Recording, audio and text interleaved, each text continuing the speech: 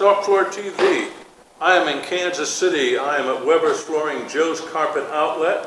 I am with Bob Bales, who is the manager of this location. And Bob, I'm really pleased to be here and be able to talk with you. I appreciate it. I'm glad to talk to you. You gave me the cook's tour here just a minute ago. This is quite an operation. Talk about the size and give us a little history of this, if you would.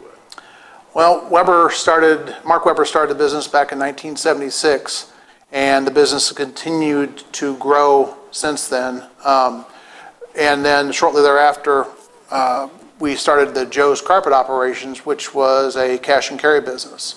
And now we're to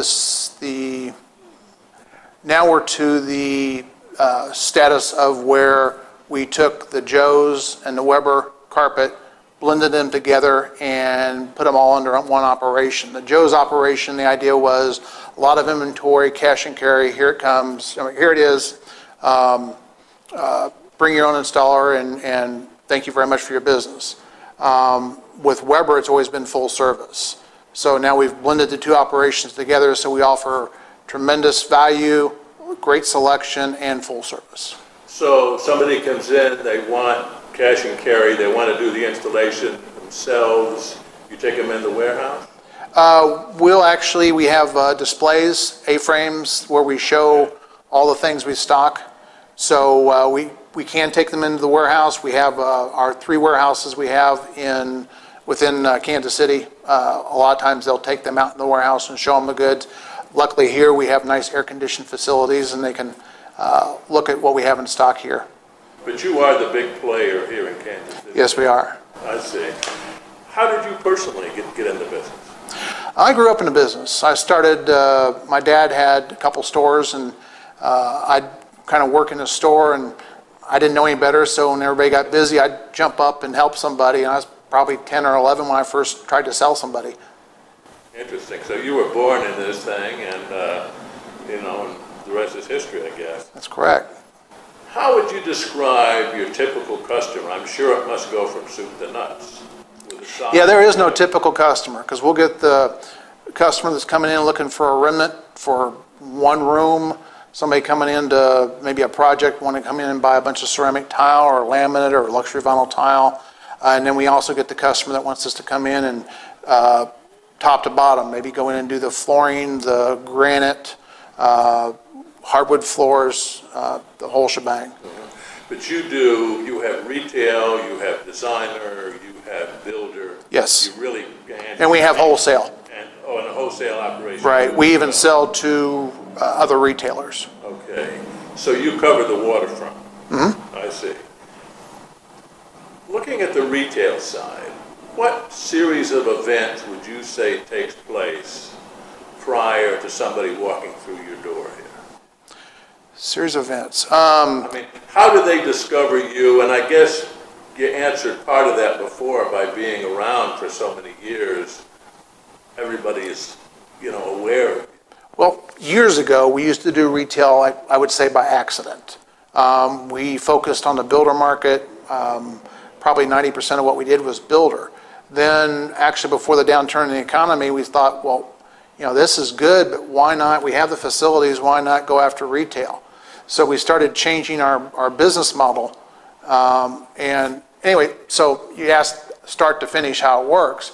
People either find us because we worked with them in the past, we have a strong internet presence, and we also have a pretty good marketing budget also. I see. I guess one of the reasons I asked that question is we've been talking a lot about millennials of late.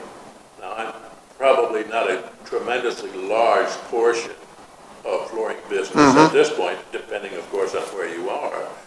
But they're totally different than boomers in terms of their habits. They don't watch as much TV, and they're pretty much ruled by internet.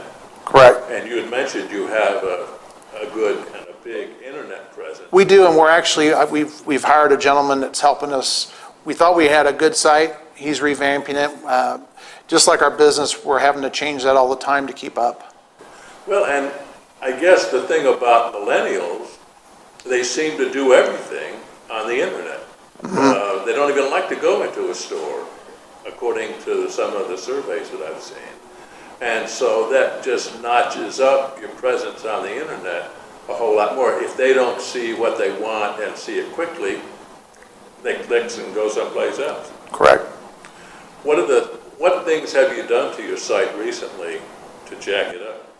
Well, it's not just the site, it's the personnel we have also behind the scenes. Okay. We post to Facebook, we talk about different offers, we talk about just maybe informational things like correct vacuums to use, things like that. So it's not always just trying to sell something to the customer, but having something on there so they go to it and look for us for information as well as deals and things that we have. I got you. And then I am obviously not a millennial, and so we have this in good hands right now. I don't know everything they are doing right now as far as changing it, but I know we're talking about, working more on Twitter and Facebook's, been around for actually a while. It's probably old school now to the millennials, but there's a lot of things that we're doing that I'm not savvy to because I haven't dealt with it. I'm not a millennial. Yeah, I see. Well, that's where it's going, I guess, and it's good that you're aligning in that area because more and more that's going to be the thing that is going to connect Correct. with your customers. Consumer behavior. You sold a lot of floor coverings over your career. You've seen needs change. You've seen the approach of a consumer change. Talk about that.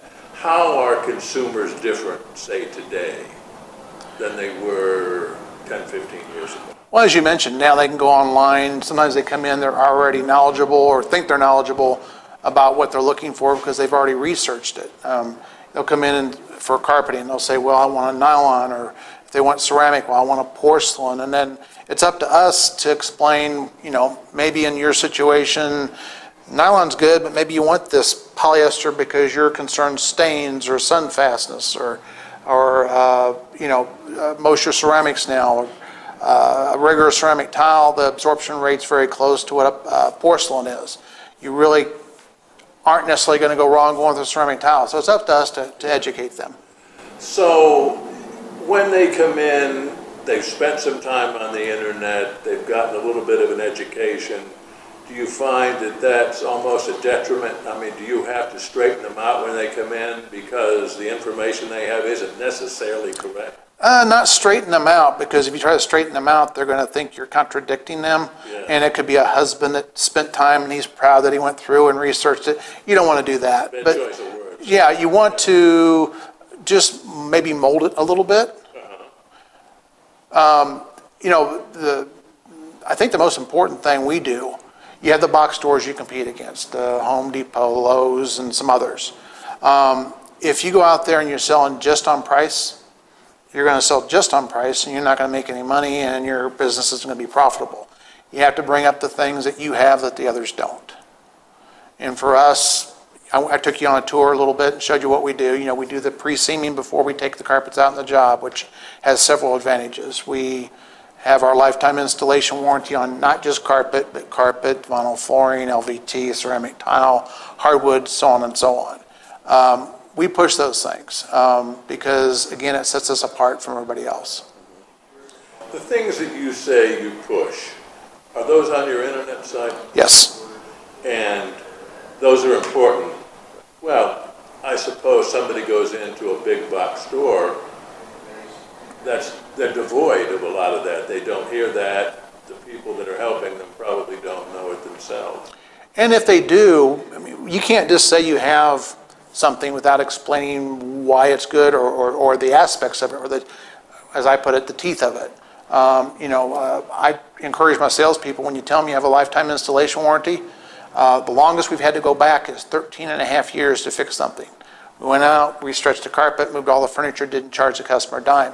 I want them to go into detail when they talk to the customer about what we have, about what we did to pursue that and correct the situation. Because that really separates you from the competitor. Mm-hmm. Sure does. Talk about the competition. How's that changed? How is it different now than it was before the recession, would you say? Well, actually, there were more people around before the recession. I mean, everybody who installed thought they could be a retailer, or everybody that poured a driveway thought they could be a builder. I mean, that's changed. You have fewer builders out there, so you have to be savvy to their needs and cater to them, and we do a good job of that. And on the retail customers, I mean, they are more price conscious, but if you can establish a value of what we bring to the table versus our competition, all of a sudden maybe that small price differential doesn't matter, or if they find it somewhere else, they really don't want to buy it there, they want to buy it from us, they come back and say, well, can you work with us? And when they say that, you pretty much have them. I see. So the people that you're talking about, these are people that have worked with you for years and years, do you find? And they come, they're repeat customers? Not necessarily. I mean, it's the new customers too. We have more internet leads. We talked about that. We get a lot of internet leads, and we follow up on those, and that's a big part of our business. You mentioned that, and it's huge. And you get those from your website? Yes. And you're not affiliated with anybody, or are you? No, we're not a buying group or anything else, no. And you obviously, you consciously decided not to be. Talk about that decision. We thought we had the personnel to do the things that these buying groups do for the other retailers. We think we're savvy enough to ask for help with marketing, other things that the buying groups ask for. I think we're very competitive on how we purchase. We're very demanding. We expect things that our volume dictates, and we're appreciative with our partners that work with us.